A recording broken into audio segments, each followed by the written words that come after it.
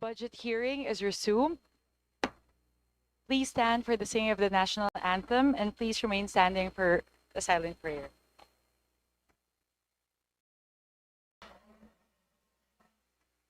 Bayang magiliw, perlas ng sinanganan, hanap ng puso, sa dibdib mo'y buhay. Upang hihirap, buyan ka ng magiting, sa manlulupig, di ka pasisiil, sa dagat at bundok, sa simoy, sa langit mong bugaw, may dilag ang pula at awit sa paglayang minamahal. Ang kislap ng wataw at mo'y tagumpay na nagniningning. Ang bituin at araw niya kailan pa may di magdidilim. Luha ng araw na palhating pagsinta, buhay sa piling mo. Aming ligaya matay na dahil sa'yo.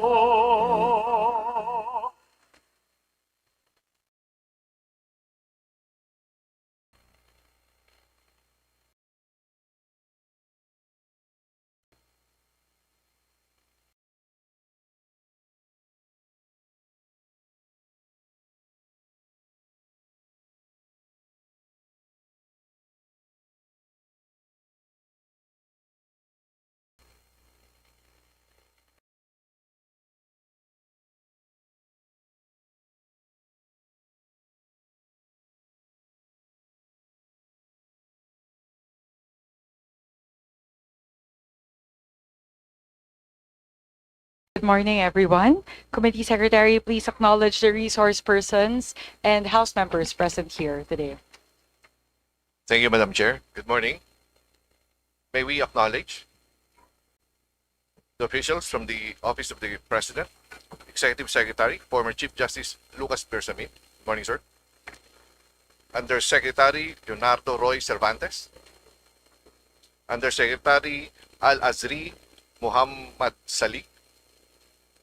Attorney Annalisa Logan, Deputy Executive Secretary for Legal Affairs. Attorney Niala Bainto Aguinaldo, Deputy Executive Secretary for General Administration. Attorney Alexander Flores, Assistant Executive Secretary for Support Services and Auxiliaries. Attorney Marvin Cañero, Assistant Executive Secretary for Finance and Administration. Ms. Cynthia Vergara, Assistant Executive Secretary for Internal Audit Office. Attorney Nial Vincent Bainto, Assistant Executive Secretary for General Administration. Attorney Gabriel Lorenzo Ignacio, Assistant Secretary for Strategic Action Response Office. Mr. Ernesto Torres Jr., Executive Director 5, National Secretariat, National Task Force to End Local Communist Armed Conflict, NSNTF-LCAP. And may we also acknowledge representative from the Department of Budget and Management, Director Gina Brillantes of Bureau C. And we also would like to acknowledge the CSO joining us today, Alyansa na Nakakaisang Mamamayan, Roberto Dia. May we also acknowledge the following members.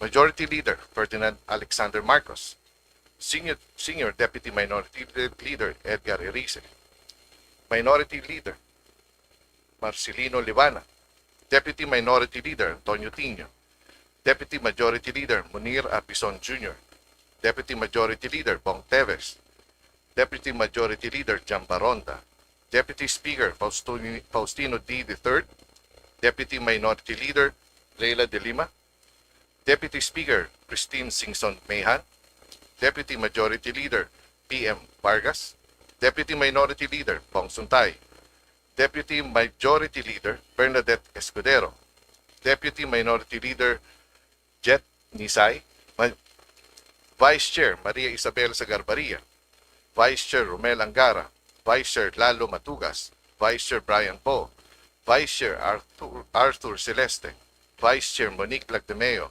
Vice Chair Dante Garcia, Vice Chair Jerry Boy Espina, Vice Chair Queenie Gonzalez, Vice Chair Ompong Ordanes, Vice Chair Ditse Tina Pancho, Vice Chair Jose Alvarez, Vice Chair Loreto Amante, Vice Chair Dale Corvera, Leader Rene Co, Representative Elijah San Fernando, Representative Carlos Loria, Representative Miro Kimbo, Representative Dibutuan, Representative Floravel Yatco, Representative Salvador Pleito, Representative Mario Salvador, Representative Ferdinand Beltran, Representative Paolo Marcoleta, Representative Nathaniel Aducado, Representative Alan Lee, Vice Chair Angela Garcia, Vice Chair Joseph Tan, Vice Chair Marcy Chodoro, Vice Chair Reynante Arrogancia, Vice Chair Arnie Fuentebella, Senior Vice Chairperson Abed Garcia,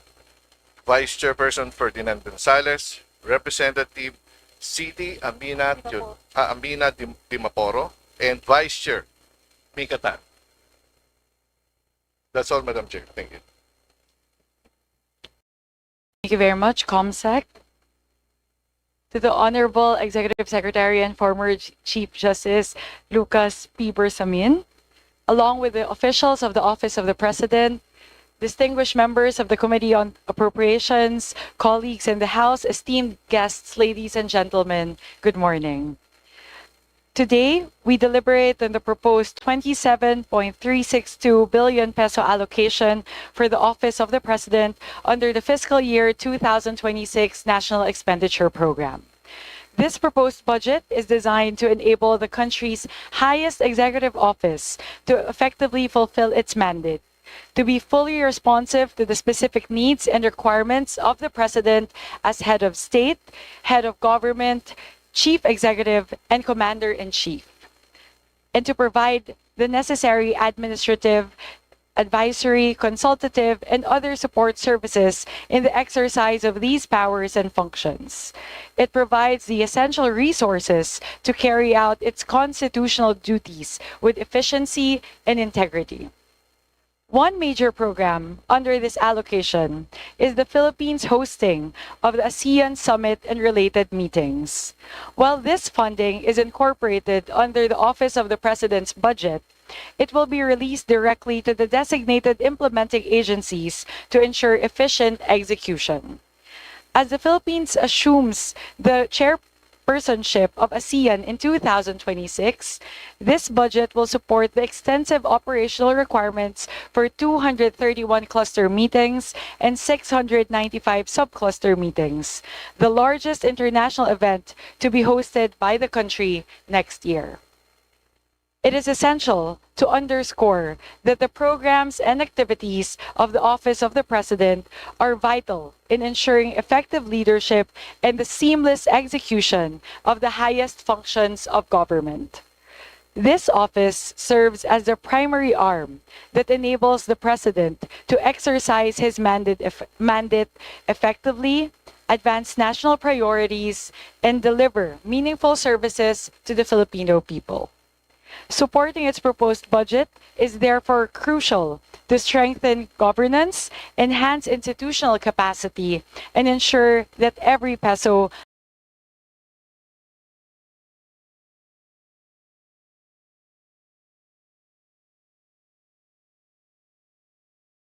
contribution of the Committee on Appropriations, who will be sponsoring of the President, our Senior Vice Chairperson, the Honorable Albert Garcia. Thank you very much, Chair Mika Swansing.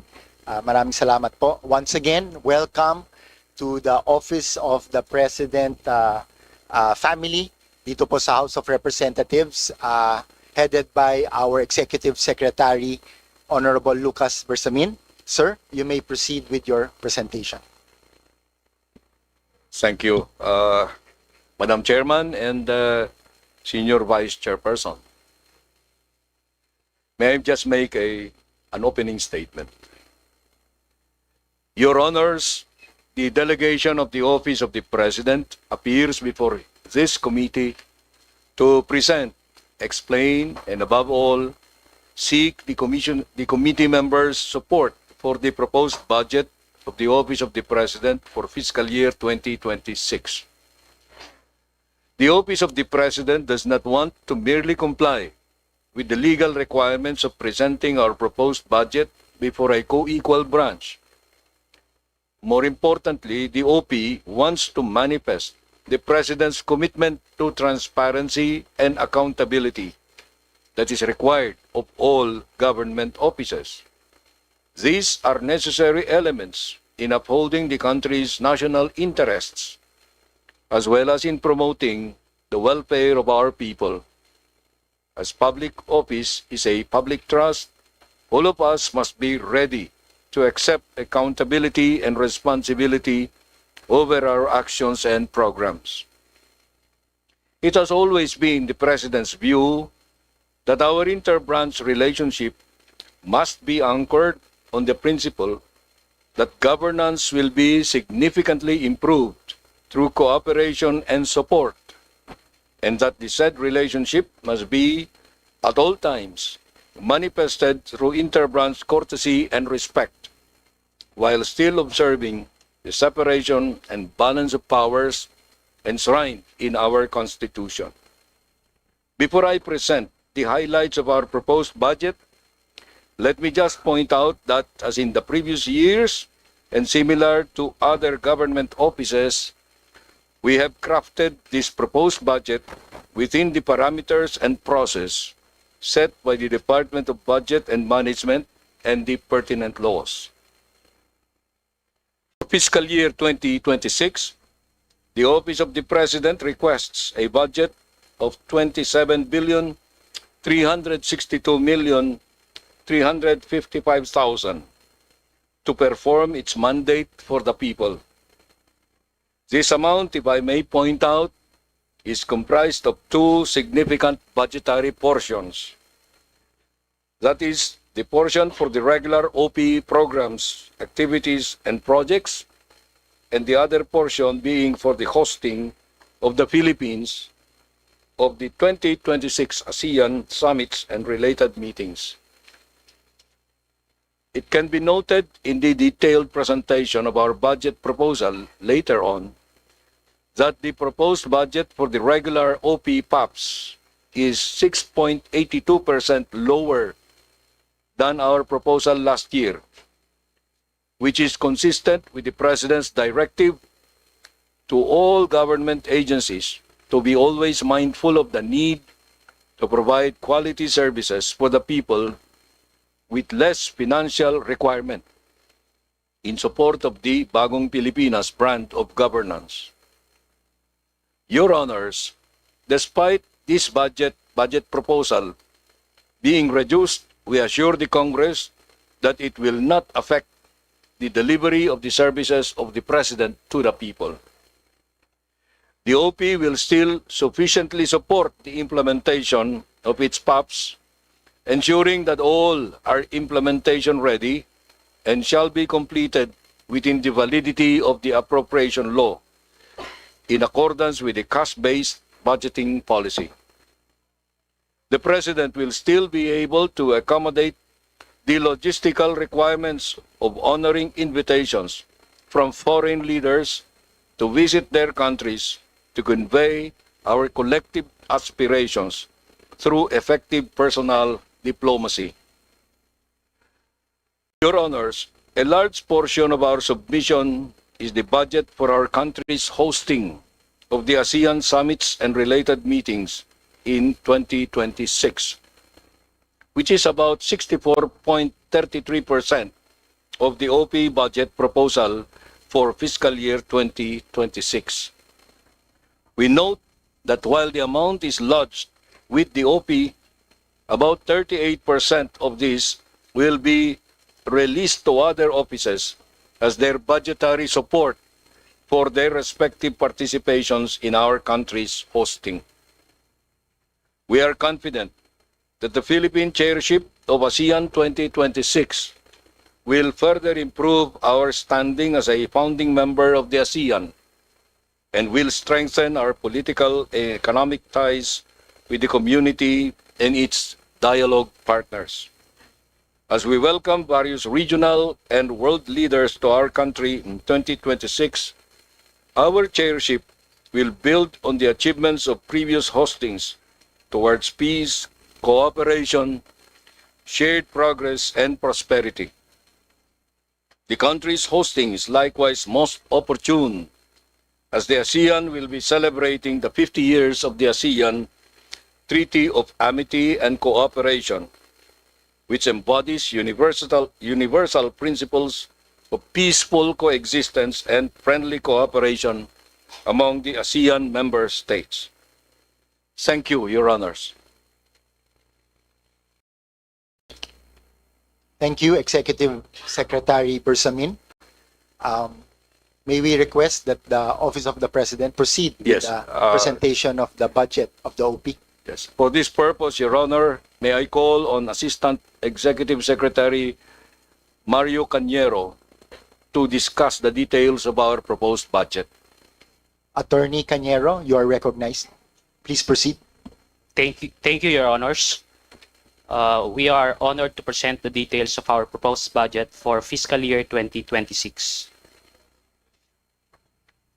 Based on the National Expenditure Program as evaluated by the Department of Budget and Management, the proposed budget of the Office of the President for fiscal year 2026 is 27,362,355,000 pesos. This amount includes provision for retirement, life, and insurance premium and pension. The proposed budget is 72.19% higher than the approved budget for fiscal year 2025. The increase is attributed to the operational requirements for the Philippines hosting of the ASEAN Summit and related meetings. To highlight the trends, we will provide the breakdown of our proposed budget and will make a comparison of the 2025 GAA and the 2026 NEP. We will also underscore significant variances. First off, we have here the breakdown of our proposed budget by allotment class. For personal services requirements, the approved allocation is 1.82 billion pesos, equivalent to 7% of the proposed budget. For maintenance and other operating expenses, the approved allocation is 24.82 billion pesos, which is 91% of our proposed budget. And for capital outlay, we are proposing 720,503,000 pesos. That's 2% of our proposed budget. In terms of appropriation source, the requested appropriation for new appropriations is 27.28 billion. That's 99.72% of our requested appropriation. But for automatic appropriations, we requested 75,920,000. That's equivalent to 0.28% of our requested budget.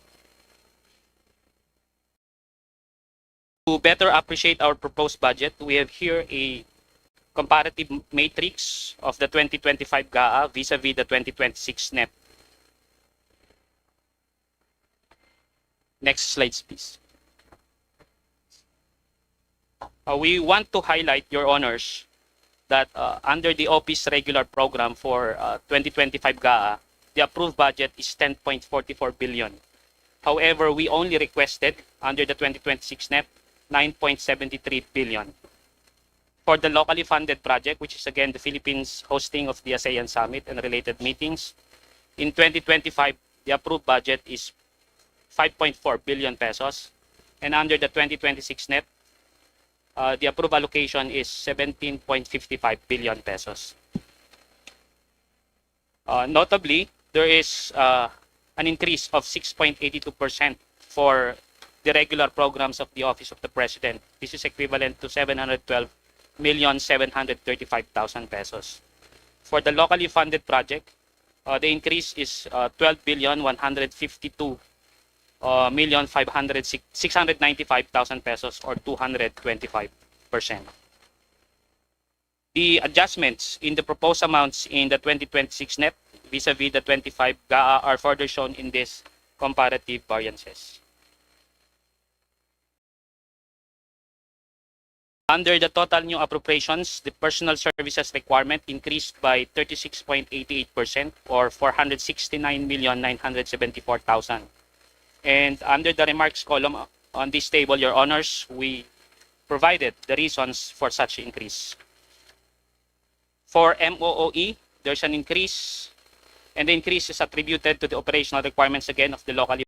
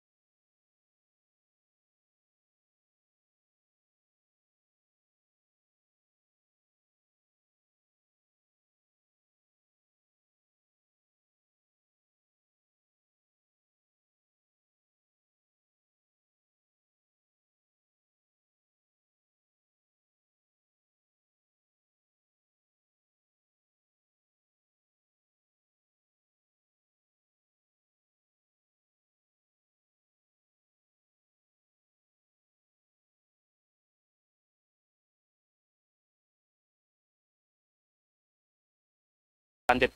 Mr. Chairman, tradition has it that we give due courtesy to the office of... Mr. Chair, objection? Narinig ko na po yung tradition and courtesy, so Mr. Chair. Let us let the minority leader proceed. Please proceed, Minority Leader Libanan. Sino yun? Nagpapainit pa lang yan, nagpapainit. Thank you, thank you. As I said, there's the tradition in the House that we give institutional and parliamentary courtesy to the office of the President. However, ito na yun. May however, Congressman eh. There are pressing issues which we need to be clarified na napaka-importante na maliwanagan ng taong bayan. Dahil 2 days ago we received may nakita tayong statement in the media tsaka from the office of the Executive Secretary, nandito na siya ngayon, kaya gusto nating tanungin siya. And I quote, "The Cabinet strongly objects to the recent spins coming from certain members of the House of Representatives who are thereby attempting to shift the blame for their own corruption and failure onto the executive branch. The members of the Cabinet will not tolerate any attack on the integrity and reputation of the executive branch and any effort to hold the budget process hostage by political theatrics. All our investigation into the anomalies will be futile if the sources of corruption remain unchecked. Hence, we urge the House of Representatives to heed the demand of the people for full accountability. Clean your house first." End of quote. Mr. Chairman, gusto lang namin na maliwanagan kung anong ibig sabihin po nito from our Executive Secretary, Mr. Chairman. Maraming salamat, Minority Leader Libanan. May we ask the Executive Secretary to briefly respond to shed light on the issues raised by our Minority Leader. Thank you. Thank you, Mr. Chairman. Thank you, Mr. Minority Leader, for raising this up. It's the elephant in the room. But we came here in good faith. We just would like to emphasize that any part of that statement is our statement. We will not shirk from that or avoid the impact. But we would like to emphasize today that that statement was more to stress our institutional separation from the House of Representatives, some of whose members, and I hope it is not the majority, have expressed some made some statements that we in the cabinet considered to be against institutional separation of powers or institutional to raise the confidence in our institution. So we came up with that statement. It was a consensus of the cabinet, and it was more to emphasize our constitutional position and separation, and to elicit cooperation and support from the House of Representatives more than any other. We do not intend that to rile up the tension between our departments, as we have emphasized in the opening statement. We come here seeking your support for our institutional budget. So I think that is all that I can say at this time. There is nothing intended that is malicious or to malign the House of Representatives. Thank you very much, Honorable Bersamin. Minority Leader. Another clarificatory question, Mr. Chair. Ang ating mahal na Pangulo ay nagsalita nung State of the Nation address. In-raise niya itong mga corruption sa flood control projects at he promised to investigate this fully. Sa ngayon po ay nagkakandak po tayo ng congressional investigation sa House. Yung infracom natin, mayroon din sa Senado, yung Blue Ribbon Committee. Pero maraming nagsasalita na mas magandang independent body ang mag-imbestiga dito at mabilisan na ma-resolve ito para managot ang dapat managot at makagawa na tayo ng mga dapat gawin. Kaya, Mr. Chairman, gusto kong maliwanagan dahil nakita natin sa news na may draft executive order na gagawin na ginawa ang ating executive secretary at ilalabas na ito ng ating presidente. Pwede ba kaming maliwanagan po dito para magsimula na ang malalimang investigasyon po nito, Sir Chairman? E.S. Bersamin, please respond. Thank you for this opportunity to say something about this statement of the President. We do confirm that we are working on an executive order that will deliver on what the President has started in the SONA. But we are not yet sure when we will come out with it, because right now the President is in Cambodia. And once he returns, maybe there will be some developments as far as that goes. But the objective there is to do as he had promised, to come up with an independent commission or body that would continue the query or inquiry into the issues that were raised in his SONA as well as in later statements that he made. So this is all in good faith, because unless we initiated the creation of an independent body, we will just be waiting for other institutions. Now, we do not preempt the Congress, especially this House, from doing its own, taking the initiative also in this respect. The initial discussions in the executive is that whatever commission is created by presidential fiat would be would have a timeline, a sunset, meaning a sunset. And if it becomes your privilege to look at it in the same way and maybe pass a law or laws regarding the investigation of these anomalies, we will not be a hindrance there. This EO will not be barring you from doing that, because that is your institutional responsibility also. So that is the light in which we would like you to see this proposed EO that the executive may come out with.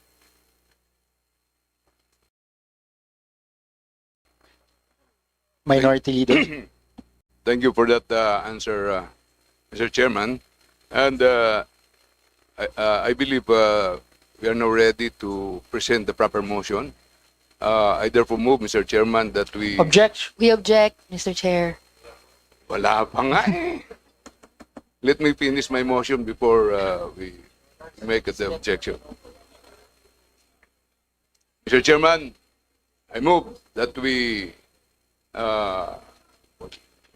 terminate consideration of Mr. Chair, we object because subject- for the reason that subject to we the have subject to Please the let the clarification minority leader and- finish his motion. subject to the clarification and questioning of 3 members of the House after the motion is approved.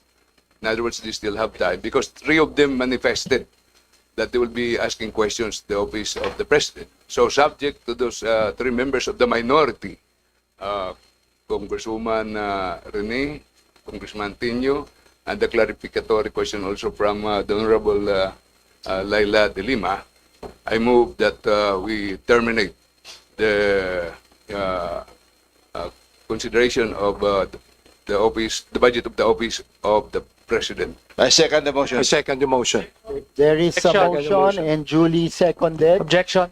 There's an objection. Mr. Chair, may I be allowed to explain my objection? Please proceed. Maraming salamat, Mr. Chair.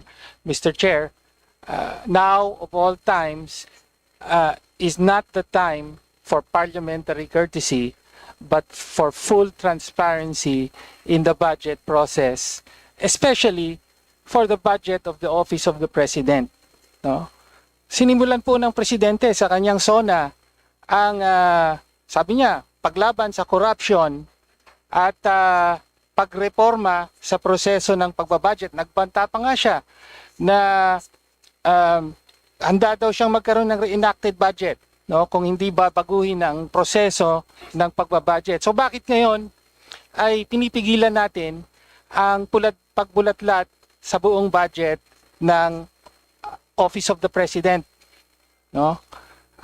Napakarami pong mga tanong na kailangang sagutin ng Office of the President mismo.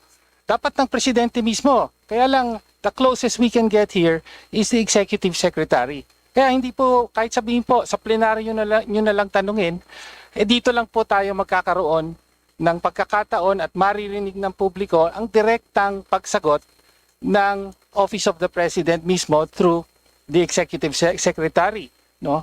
At napakarami pong mga issue na dapat i-raise, na humihingi ng kasagutan. Unang-una na sa budget mismo ng Presidente, yung confidential and intelligence funds. 4.5 billion pesos po ang nasa budget ng confidential and intelligence funds ng Presidente.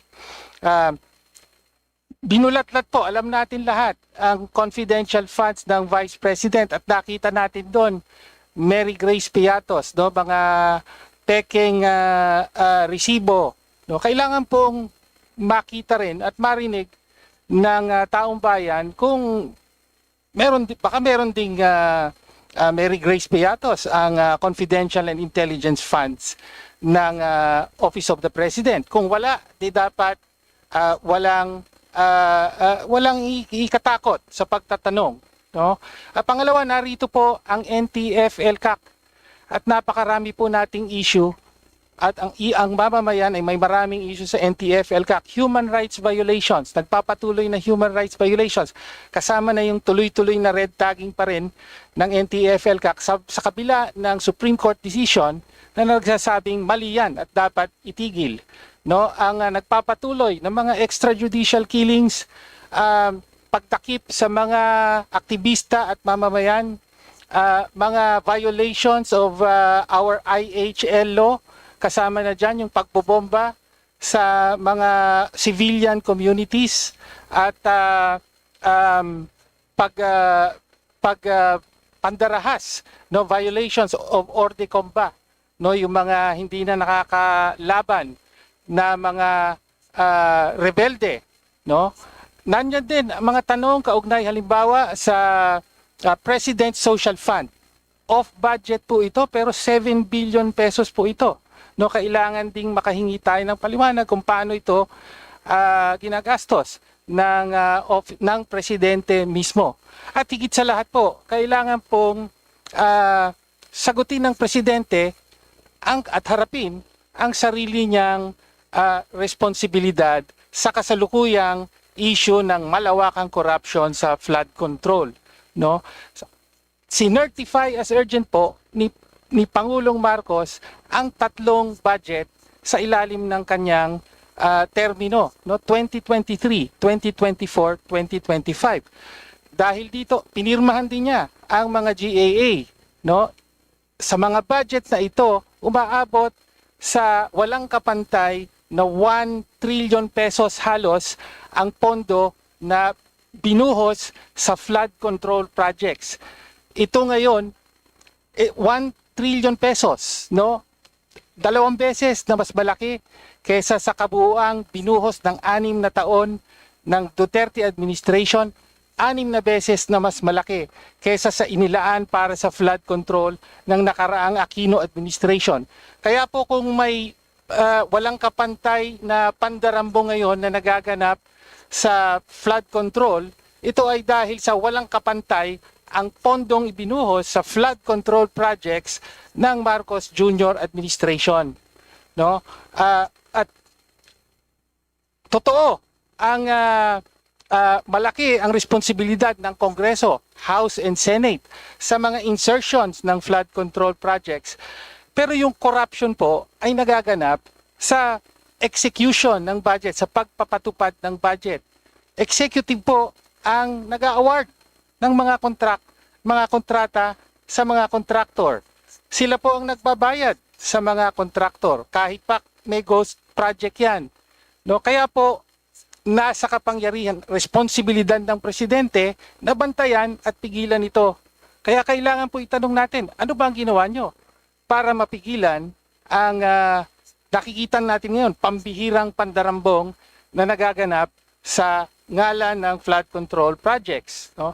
Kaya po, as a last point, Mr. Chair, kaya po tayo tumututol, the parliamentary courtesy that is being extended now is simply a courtesy, no?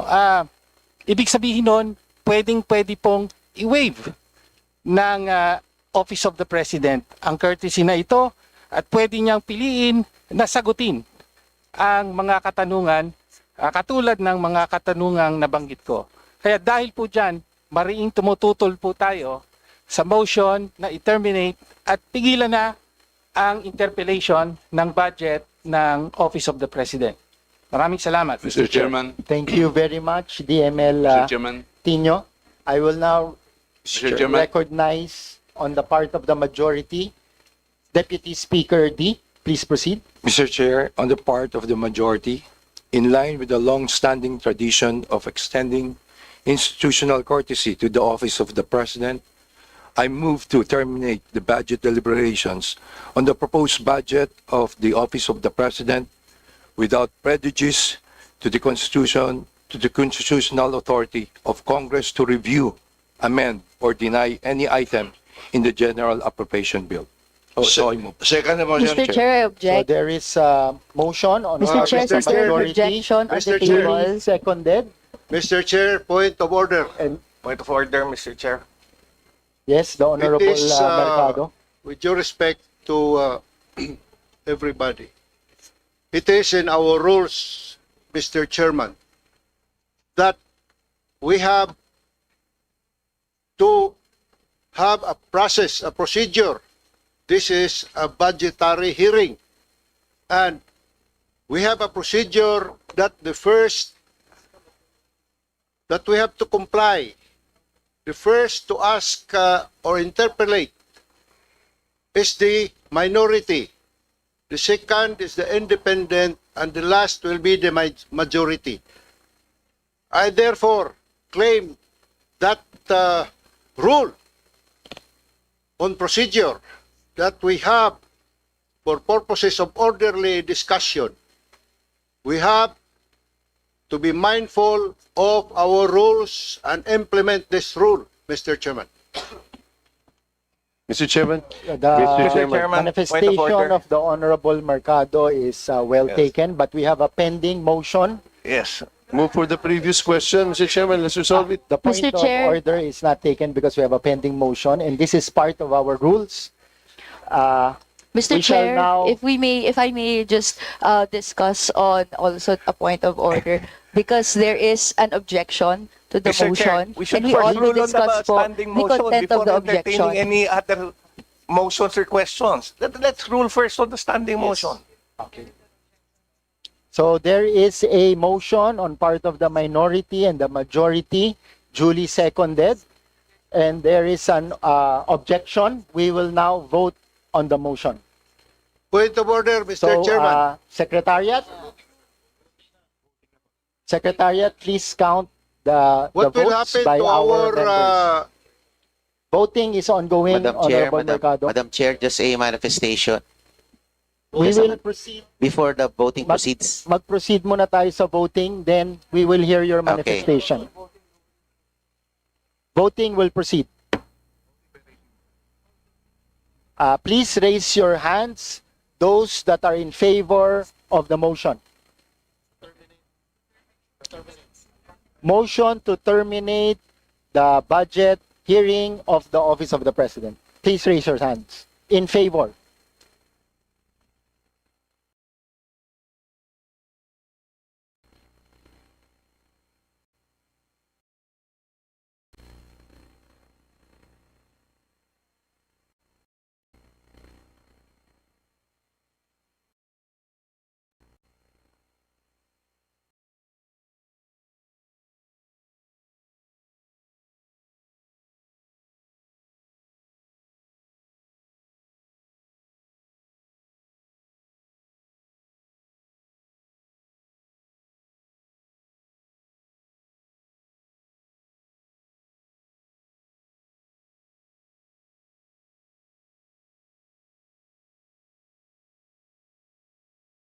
So the vote on the affirmative is 56.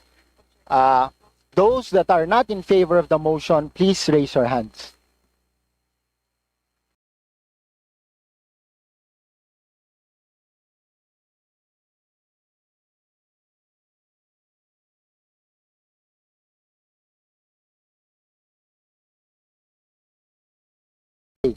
So 56 in the affirmative, 5 in the negative. The motion is carried. Just a manifestation, Mr. Chair, Madam Chair. I may be accorded to make a manifestation. The committee hereby terminates the budget hearing on the proposed budget of the Office of the President Madam in Chair. observance of the institutional courtesy and without prejudice to the constitutional authority of Congress over the General Appropriations Bill. Madam Chair, Mr. Chair, Mr. Chair, Yes. Madam Chair. my We motion now was recognize the... to allow 3 members of the minority to Yes. make their clarificatory Yes, we questions. will go to that, Minority Leader. Thank you very much, We Mr. first Chair. recognize the Honorable Marcoleta. Thank you, Mr. Chair. Gusto ko rin po sanang pagbigyan ang mungkahi ng ating naig naman yung pong ating pag-extend ng parliamentary courtesy sa ating Pangulo. Maganda po sana yon kung meron po tayong patas na aplikasyon ng tradisyon na ito. But let me just refresh the memory of our colleagues here. For 2 consecutive years, we have broken that tradition of parliamentary courtesy nung atin pong we have tremendously scrutinized the OBP budget. Ngayon, sabi po nga po ng ating colleague na si Congressman Tino ng DBCC budget hearing, what is sauce for the gander should be sauce for the goose. Sabi po ni, I have to acknowledge Representative Kimbo also, sinabi niya sa akin kanina yon. There should be fair application of the rules. Kung atin pong bibigyan ng parliamentary courtesy ang ating Pangulo, dapat ganun din ang ating Vice Presidente. Otherwise, we do not accord both offices. Dapat po ganun lang. Hindi po dapat selective ang ating aplikasyon ng tradisyon na yon. Yun lang po, salamat po.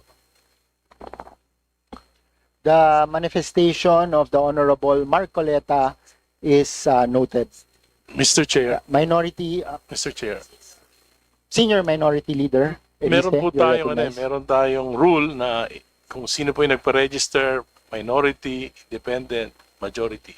Can we do that in the process of manifesting our own? Yes. Thank you for your suggestion, Senior Minority Leader Erice. We have already terminated the deliberation of the budget of the Office of the President, but we can hear the manifestations of our members at lahat po ito ay maririnig ng ating Office of the President upang makapag-responde sila pagdating po natin sa plenary. So bibigyan po namin kayo ng pagkakataon para i-manifest ang inyong mga gustong sabihin dito sa hearing na ito. Thank you. Mr. Chairman, I would like also to reserve my manifestation. Noted, Honorable Mercado.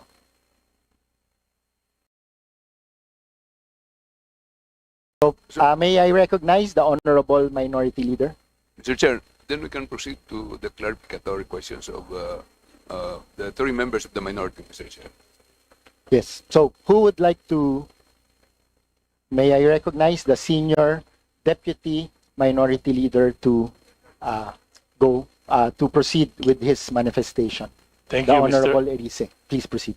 Yes, Mr. Chair, because I'm the first one who register. Thank you. Ang manifestation ko lang po ay tungkol po dun sa proposed independent commission na bubuin ng ating Pangulo. Actually, we in the Liberal Party are filing a proposal today or maybe tomorrow upang bigyan po ng legislative authority ang komisyon na ito nang sa ganon ay magkaroon po ng coercive at subpoena powers. Naniniwala po kami na kung ang komisyon na ito ay walang ganitong kapangyarihan ay mahihirapan para makapag-imbestiga ng maayos at masusi. So, hinihiling po namin na sana itong panukalang batas na ito ay masertipikahan ng ating Pangulo kung seryoso tayo dito sa pag-iimbestiga na ito.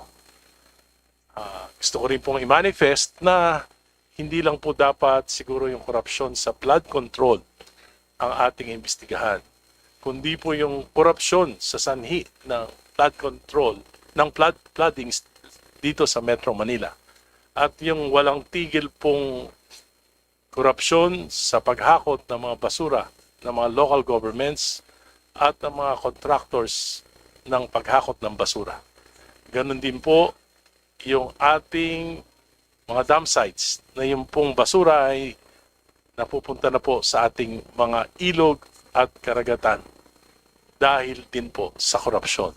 I think we owe to our people that we really investigate this matter, not only the flood control but also the poor solid waste management by local governments and the Metro Manila Development Authority. Yun lamang po. Salamat. Okay, maraming salamat, Senior Deputy Minority Leader Erice. At nakita ko po yung ating mga kasama sa Office of the President are taking notes. Nang sa ganoon pagdating sa plenary ay masagot po yung inyong mga queries and clarifications. Next, may we call on the Honorable Rene Co for her manifestation. Thank you, Mr. Chair. I'd just like to open na similarly we objected to the carrying over of the motion granting interbranch parliamentary courtesy sa scrutiny ng Office of the President budget.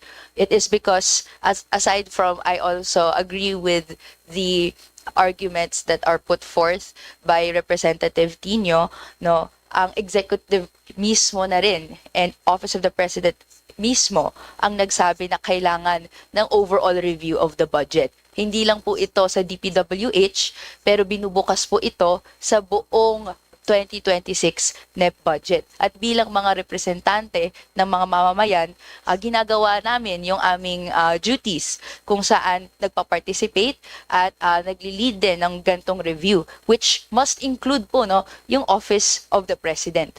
Wala pong rason kung bakit mag-extend po ng gantong klaseng courtesy at a time when spending in the government is undergoing intense public scrutiny and even outreach over the recent and discoveries on systemic corruption.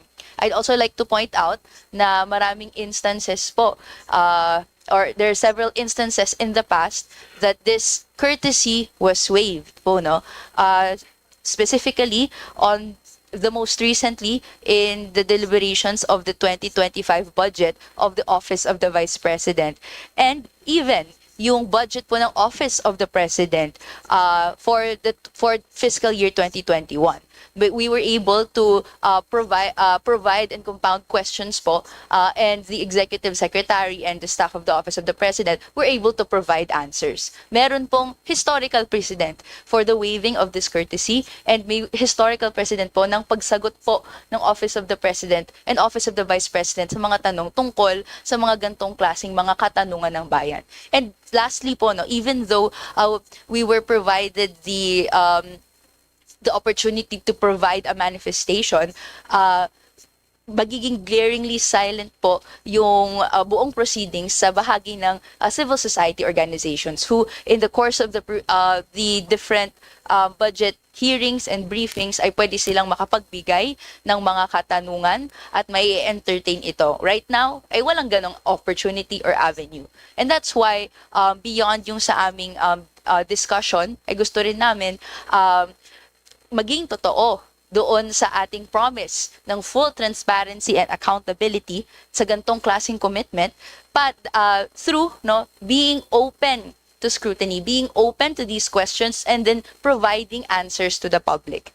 And so, bahagi po din dito, aside from yung mga na-raise, patuloy nating tinatanong ano pong nangyayari doon sa confidential and intelligence funds na ginagamit ng Office of the President. Nandiyan po yung 2.25 budget for confidential funds and 2.31 budget of intelligence funds. And similarly, yung more than 1 billion travel funds na if we do the math, ang mangyayari po ay the Office of the President can use can use on average 2.79 million per day in travel funds. We'd like a report o we gusto nating makita kung asaan ginagamit ang itong mga pondo dahil at a time kung saan yung ilang bilyones ay winawasak sa mga ghost projects or sa substandard projects, every peso counts. We'd like to see kung asan yung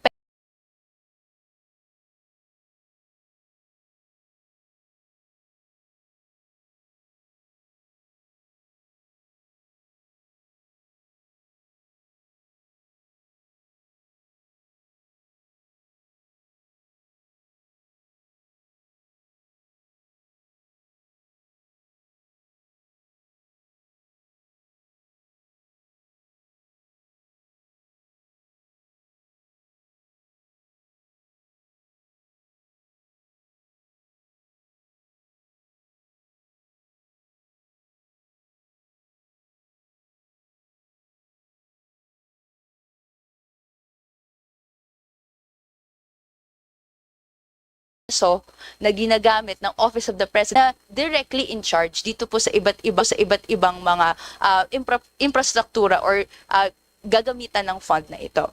That is all for our questions, and again I repeat my standing objection doon sa sa pagkakaroon and pag-afford po ng courtesy at a time of intense public scrutiny of the spending of government.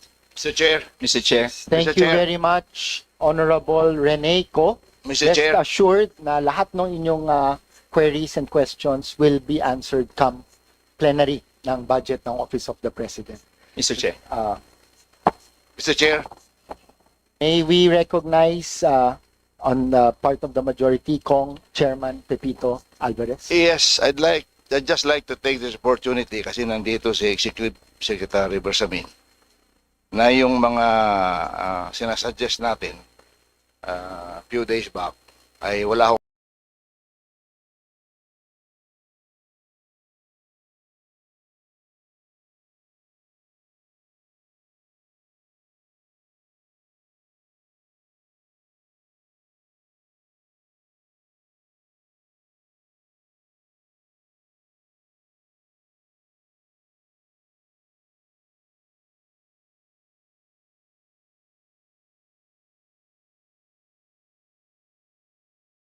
sama doon.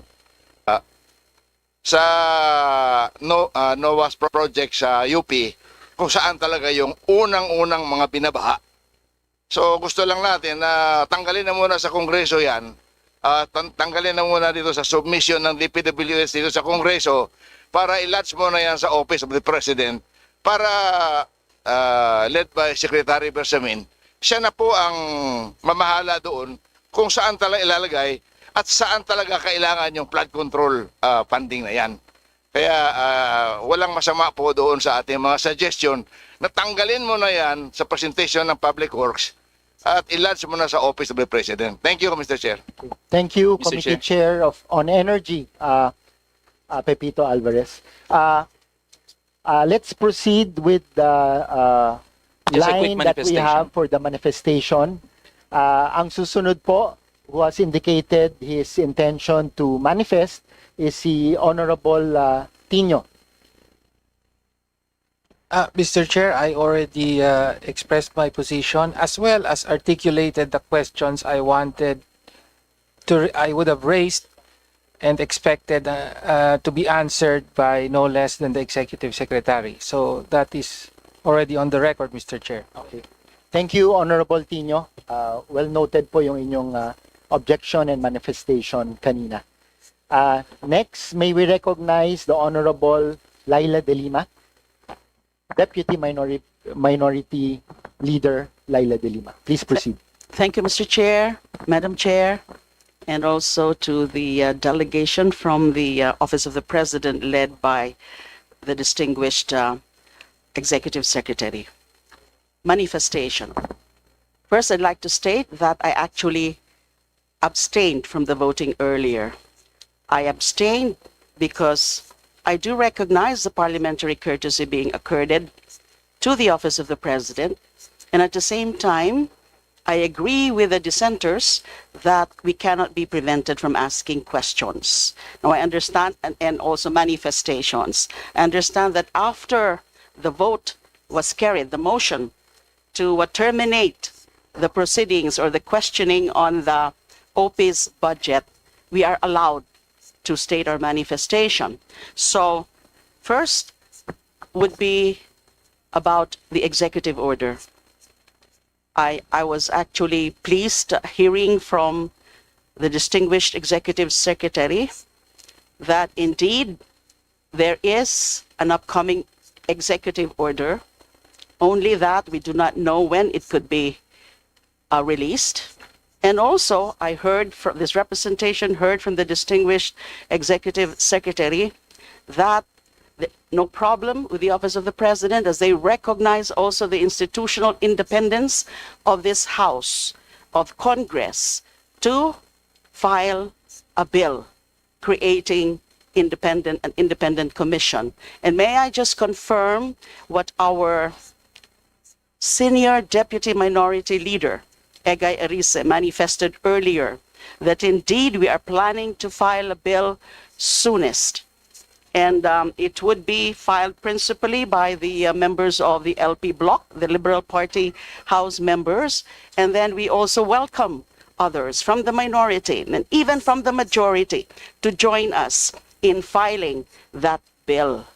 As I think most of you know, that I have been opposing the current inquiry, the investigation being made by the Infracom. I do think, I maintain most firmly that there has to be an independent commission. We feel that a legislated independent commission or an independent commission created by law and not just executive order would have more teeth.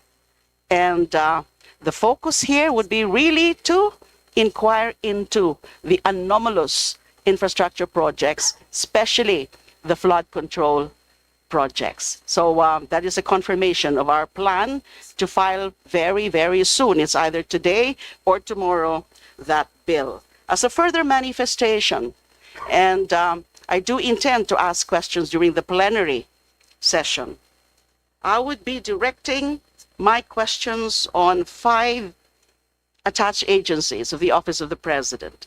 The OPAPRO, the DDB. The OPAPRO is the Office of the Presidential Advisor on Peace, Reconciliation, and Unity.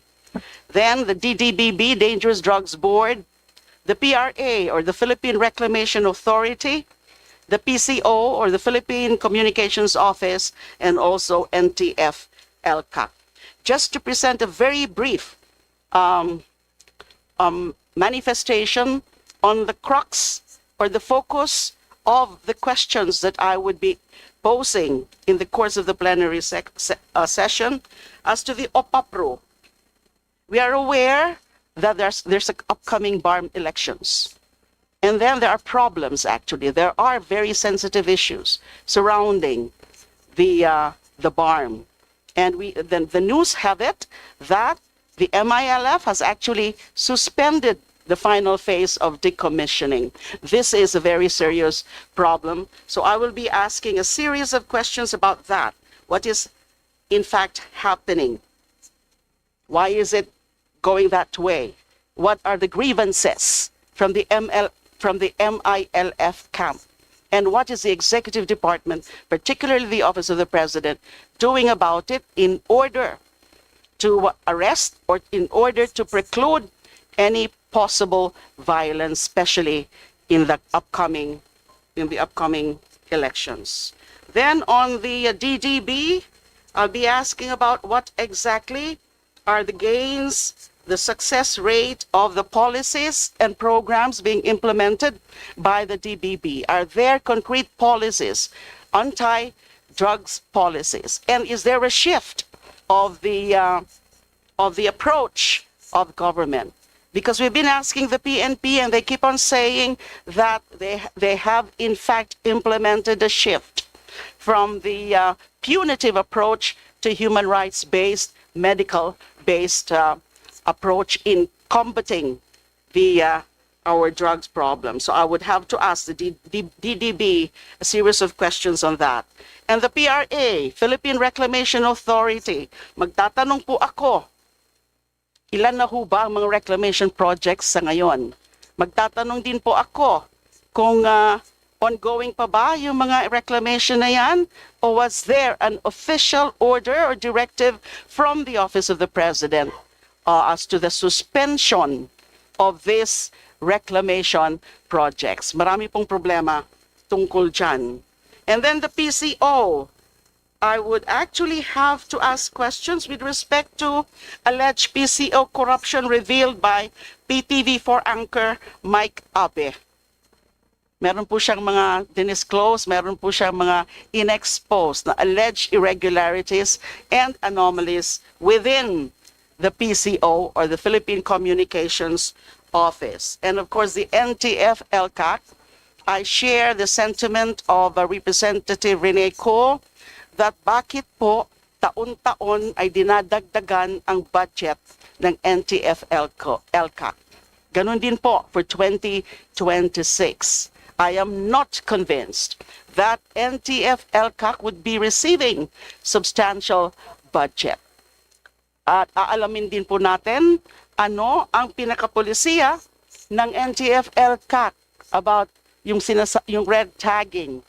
Because red tagging has always been attributed to that task force, to the NTF-ELCAC. So yun po ang mga nais kong itatanong in due time, especially in the plenary session. Maraming salamat po. Thank you. Maraming salamat po, Deputy Minority Leader Laila de Lima, for your manifestation.